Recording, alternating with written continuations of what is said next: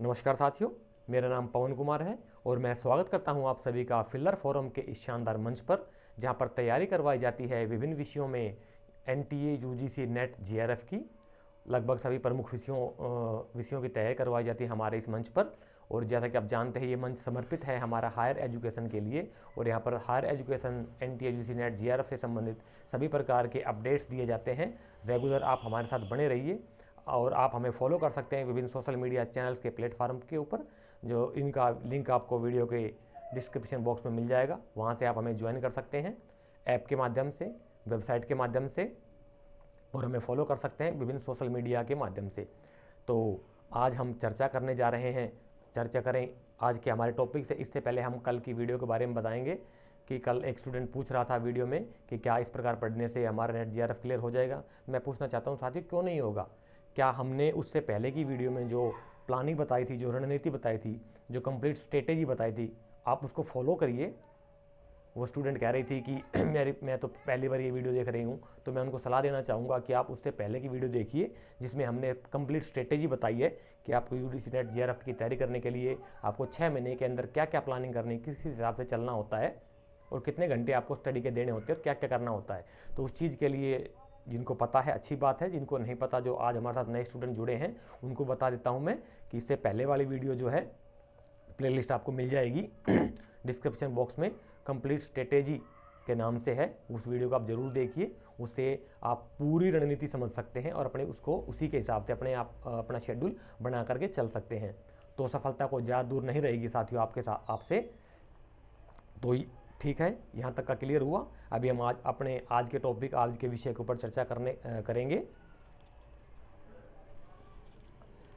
तो कल हमने पढ़े थे विदेशी यात्रियों के विवरण, वो हमारा चैप्टर कल का साथियों कंप्लीट हो गया था। और आज हमारा चैप्टर है ऐतिहासिक स्रोत में प्राचीन भारतीय इतिहास के आधुनिक लेखक। प्राचीन भारतीय इतिहास के आधुनिक लेखक, प्राचीन इतिहास आधुनिक लेखकों ने किन किन्होंने लिखा है और किस किस हिसाब से लिखा है, क्या क्या लिखा है, कौन कौन सी पुस्तकें लिखी हैं, इसके बारे में आज हम चर्चा करेंगे। तो सबसे पहले आते हैं हमारे प्राचीन भारतीय इतिहास के आधुनिक लेखकों में यूरोपीय हिस्टोरियंस, यूरोपीय इतिहासकार में आते हैं Max Muller, Friedrich Max Muller. ये साथियों जर्मनी के रहने वाले थे, बाद में इंग्लैंड में आकर के बस गए थे। इनका जीवन काल 1823 से 1900 के बीच में है। ये संस्कृत से बहुत ज़्यादा प्रभावित थे, कभी भी भारत नहीं आए, लेकिन ग्रंथों के माध्यम से, किताबों के माध्यम से इन्होंने संस्कृत में महारत हासिल कर ली थी। और इन्होंने पुस्तक लिखी sacred books of east Indies, sacred books of east Indies नामक पुस्तक लिखी थी इन्होंने, जिसमें कि प्राचीन यूनानी, चीनी और भारतीय इतिहास का संदर्भ मिलता है हमें। इन्होंने ये संस्कृत से इतने ज़्यादा प्रभावित थे कि इन्होंने अपना नाम भी बदल लिया था और मोक्षमूल भट्ट नाम रखा था इन्होंने। क्या रखा था?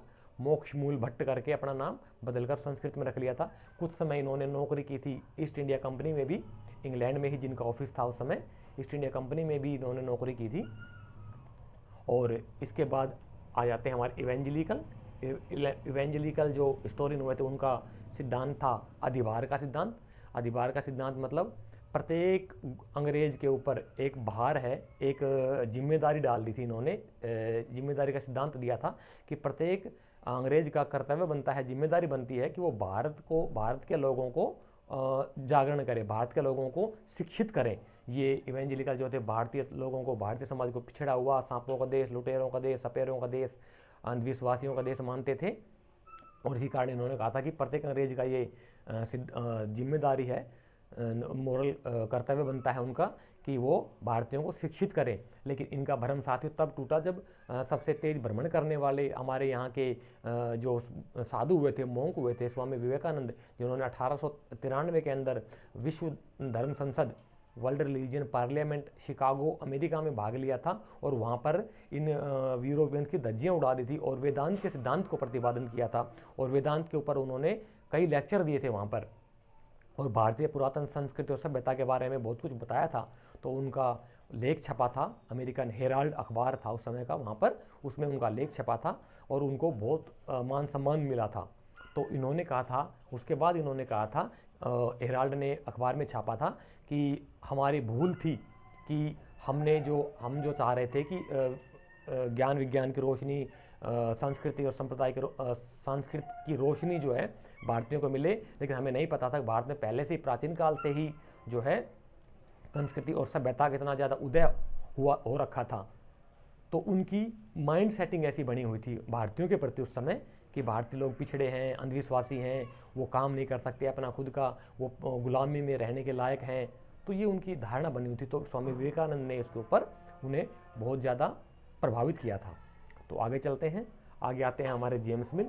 जेम्स मिल साथियों एक ऐसे हिस्टोरियंस हुए हैं, इनकी बुक आई थी 1817 में, history of British India, history of British India. ये नोट कर लीजिए, नेट का आया हुआ क्वेश्चन है साथियों कि हिस्ट्री ऑफ ब्रिटिश इंडिया किसने लिखी और कब लिखी। तो 1817 के अंदर जेम्स मिल जो विद्वान हुए थे उन्होंने लिखी थी हिस्ट्री ऑफ ब्रिटिश इंडिया। एक मिनट साथियों,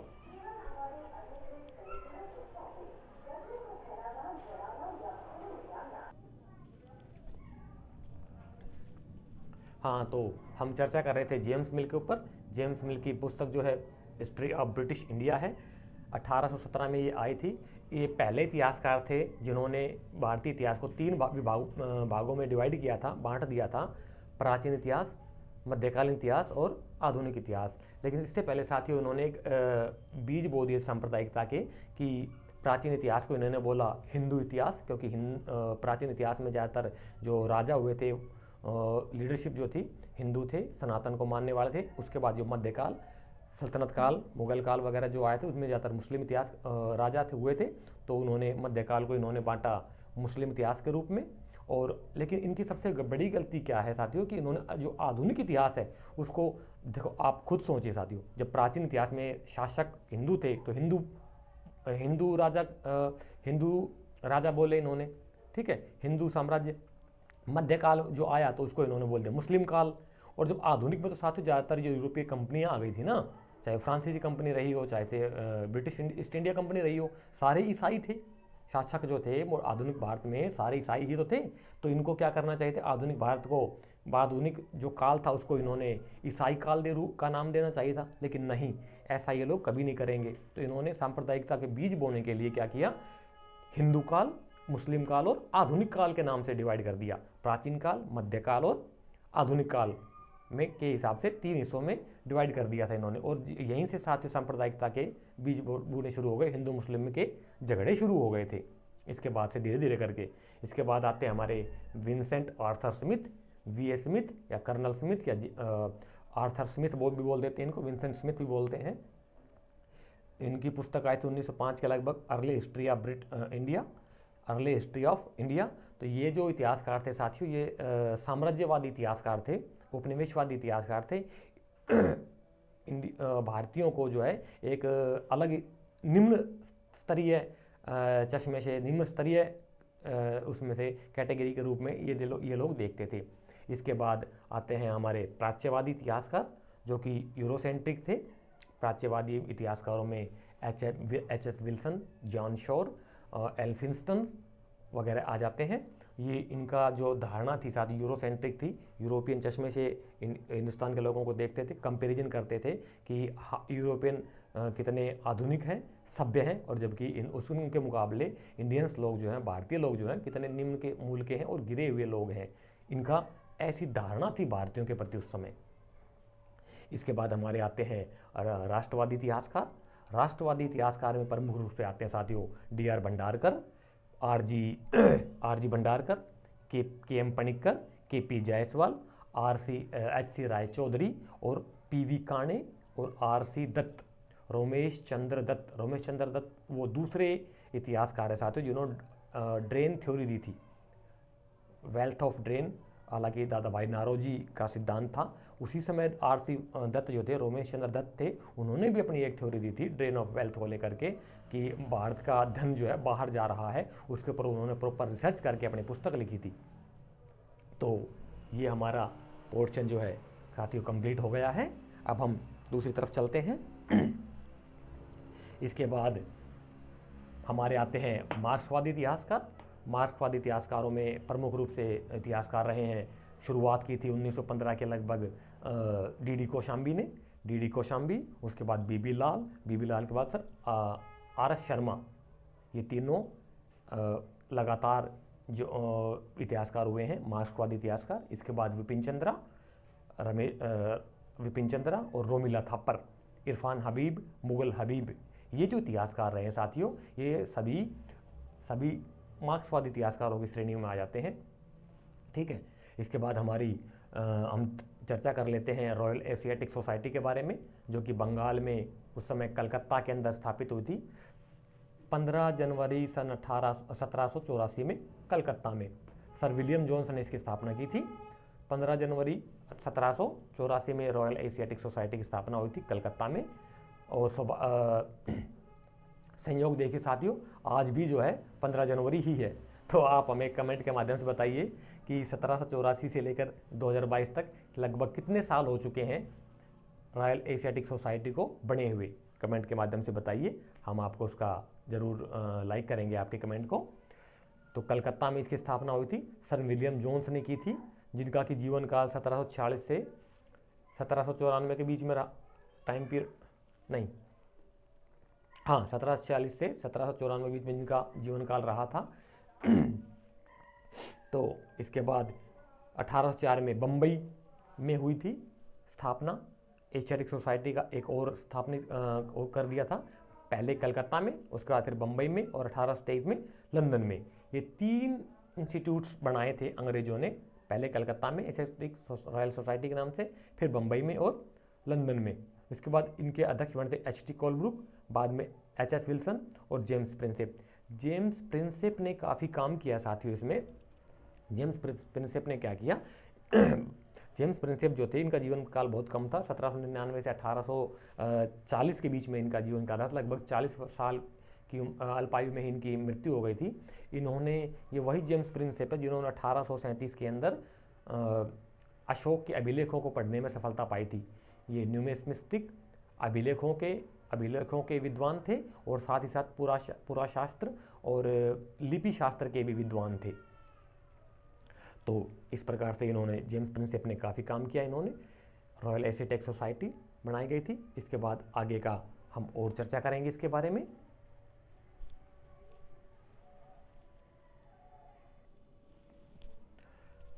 तो अब हम चर्चा कर लेते हैं जरा पुरातत्व के बारे में, आर्कियोलॉजी के बारे में। पुरातत्व, आर्कियोलॉजी जो साथियों प्रमुख रूप से 2 प्रकार के से इसके उत्खनन किए जाते हैं। आर्कियोलॉजी, आर्कियो और लोगोस 2 शब्दों से मिलकर बना है, ठीक है, जिसका अर्थ होता है पुरानी चीज़ों को सामने लाना। ठीक है, तो पुरातत्व के 2 पार्ट होते हैं, लंबवत उत्खनन और क्षैतिज उत्खनन। लंबवत, वर्टिकल में हम गहराई में खोदते हैं साथियों, ऊपर से नीचे गहराई में खोदते हैं। काल मापन की विधि इसको कहते हैं कि कितना पुराना कोई चीज़ है, कितने लेयर्स जो है, परतें जो हैं जो खोदते हैं, उसको हम लंबवत उत्खनन के माध्यम से जानते हैं। वर्टिकल प्रोसेस है ये, ऊपर से नीचे हम खुदाई करते हैं तो अलग अलग काल की जो है परतें आती हैं, तो उससे हम काल मापन निर्धारण किया जाता है इससे। क्षैतिज उत्खनन में क्या होता है, हॉरिजॉन्टल में क्या होता है साथियों, हम एरिया देखते हैं, मतलब कितना लंबाई चौड़ाई के अंदर जो है वो सभ्यता फैली हुई थी।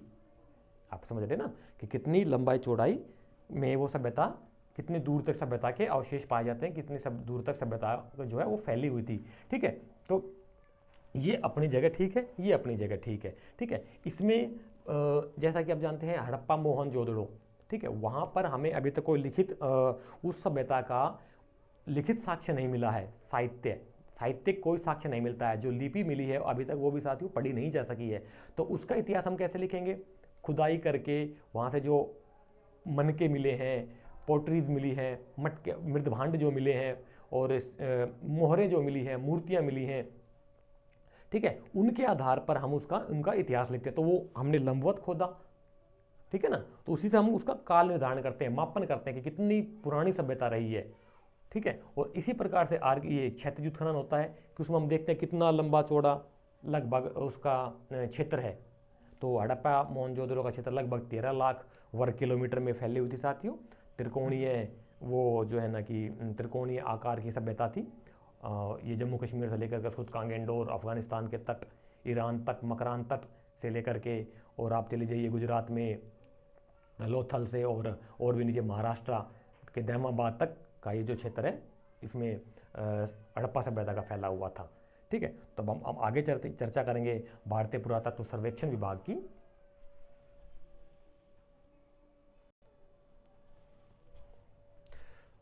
तो अब हम चर्चा कर लेते हैं साथ ही थोड़ी सी भारतीय पुरातत्व सर्वेक्षण विभाग ASI, archaeology survey of India department. Archaeology survey of India department की स्थापना साथियों सन 1861 के अंदर कनिंघम ने की थी। कनिंघम ने 1861 में की थी। ठीक है, तो उस समय से लेकर जो है आज़ादी के समय तक लगभग जो 100 साल का समय इसको HD सांकलिया विद्वान हुए हैं, HD सांकलिया महोदय, इन्होंने डिवाइड कर दिया है 3 भागों में, 3 भागों में इसको बांट दिया है। तो पहला भाग हम देखते हैं, प्रथम काल जो है कनिंघम का काल आता है, जिसमें कि कनिंघम थे, इन्होंने काफ़ी काम किया था, इसको इन्होंने ही इसकी स्थापना की थी और ये 1861 में इसके डायरेक्टर बने थे। उसके बाद काम किया इसके ऊपर 1866 में लॉरेंस आ गए थे। 1871 के अंदर जो है कनिंघम महानिदेशक बन गए थे इसी डिपार्टमेंट के, उन्होंने संस्तुति की थी पहले। और 1886 में जेम्स बर्गेज ने भी इसके ऊपर काफ़ी काम किया था। ठीक है, तो इसमें बर्गेज ने 1872 में इसमें इंडियन एंटीक्वायरी एक पत्रिका निकाली थी, इंडियन एंटीक्वायरी, जिसमें कि जो भी वो उत्खनन से संबंधित जो काम करते थे, जो भी अपने रिसर्च वर्क जो करते थे, वो इंडियन एंटीक्वायरी नामक पत्रिका में पब्लिश कराते थे, उसमें छापी जाती थी ये। ठीक है, उसके बाद 1888 में इपिग्राफिया इंडिका नाम से इन्होंने एक दूसरी पत्रिका निकाली, जिसमें कि ये पूरा लिपि शास्त्र जो होता है, न्यूमिस्टिक्स बोलते हैं जिसको, लिपियों की जो अध्ययन किया जाता है, वो सारा इसमें इपिग्राफी जो है इंडिका नाम की पत्रिका थी, उसमें ये छापते थे, पब्लिश करते थे। इसके बाद हमारा दूसरा चरण आ जाता है जॉन मार्शल चरण, जिसमें कि 1902 से लेकर 1944 तक का समय टाइम पीरियड आ जाता है। इसी जॉन मार्शल के नेतृत्व में ही 1931 में दयाराम साहनी की नियुक्ति की जाती है। दयाराम साहनी जो हैं हमारे पहले भारतीय विद्वान थे, जो कि इस पोस्ट पे पहुंचने वाले पहले भारतीय विद्वान थे, जिनकी नियुक्ति सबसे पहले हुई थी। इन्होंने ही साथियों सिंधु सभ्यता में काफ़ी काम किया था, उत्खनन किया था। और इसके बाद 1935 में JF ब्लैकिस्टन आ गए थे। उसके साथ साथ इससे पहले जो हम काम की चर्चा कर लेते हैं थोड़ी सी, कि क्या क्या काम हुआ था उस समय। 1913-14 के बीच में तक्षशिला की खुदाई हुई। उसके बाद सांची और सारनाथ के स्तूप। 1935 में मैके आ गए थे, अर्नेस्ट मैके। तो 1930 के बाद 35 में विदेशियों को भी अनुमति दे दी गई थी कि वो भी आप यहाँ पर आकर के अपना रिसर्च वर्क कर सकते हैं। आर्कियोलॉजी से संबंधित कोई भी रिसर्च वर्क करना हो तो कर सकते हैं। तो अमेरिका से अर्नेस्ट मैके महोदय आए थे और उन्होंने उस समय चन्हूदड़ो का उत्खनन किया। चन्हूदड़ो जो आप जानते हैं, वहाँ पर एक मनके बनाने की कार्यशाला भी मिली थी चन्हूदड़ो में। तो ये इसका दूसरा चरण था। अब हम तीसरे चरण पे आते हैं। तीसरा चरण जो था मार्टिन व्हीलर का चरण था। 1944 से 1948 के बीच में, आज़ादी से पहले के लगभग उस समय का बात है। उस समय खुदाई हुई थी अरिकामेडू की 1945 में और ब्रह्मगिरी की 1947 में, आज़ादी के समय पर। ठीक है, तो ये आज हमने पूरा ओवरऑल ले लिया है भारतीय पुरातत्व सर्वेक्षण का। और इससे पहले हमने चर्चा की थी इससे पहले वाले टॉपिक के ऊपर। ठीक है, तो आप हमें बताइए कि हमारी आज की क्लास आप सभी को साथियों कैसी लगी। अच्छी लगी हो तो आप हमारे चैनल को लाइक करिए, शेयर कीजिए, सब्सक्राइब करिए और साथियों कमेंट जरूर कीजिए। आप कमेंट हम देखते हैं, आपके कमेंट्स को, हम भी आपके कमेंट्स को लाइक करते हैं। ठीक है, और उसी हिसाब से हम अपनी क्लास को प्लस माइनस करने का और इसको और इम्प्रूवमेंट करने का कार्य करते हैं। तो आप कमेंट साथियों जरूर करा कीजिए। आपके अमूल्य सुझाव आमंत्रित रहते हैं, जैसा कि मैं हर बार कहता हूँ। ठीक है, और आप विश्वास बनाए रखिए, हमारे साथ बने रहिए साथियों। नेट JRF करना कोई ज़्यादा बड़ी बात नहीं है। कंटिन्यू स्टडी चाहिए आपको। जो नए स्टूडेंट हमारे साथ आज जुड़े हैं, उनसे मैं कहना चाहूँगा कि एक बार हमारी पिछली video complete review of history और complete strategy for NET JRF 2022 वाली जरूर देखें। उसमें मैंने पूरा प्लान बताया है, पूरा सिस्टम बताया है कि कैसे कैसे किस तरीके से आप जो है नेट JRF क्वालिफाई करने के लिए अपना प्लान बना सकते हो और नेट JRF क्वालिफाई कर सकते हो। तो साथ ही फिलर फॉर्म के साथ में और नेट जेआरएफ आपके हाथ में। आज की वीडियो को हम यहीं समाप्त करते हैं। जब तक आप हमारे साथ बने रहिए। अगली वीडियो में हम अभिलेखों के बारे में बताएंगे आपको और उसके ऊपर डिस्कशन करेंगे कंप्लीट। तो तब तक के लिए जय हिंद, जय भारत, धन्यवाद।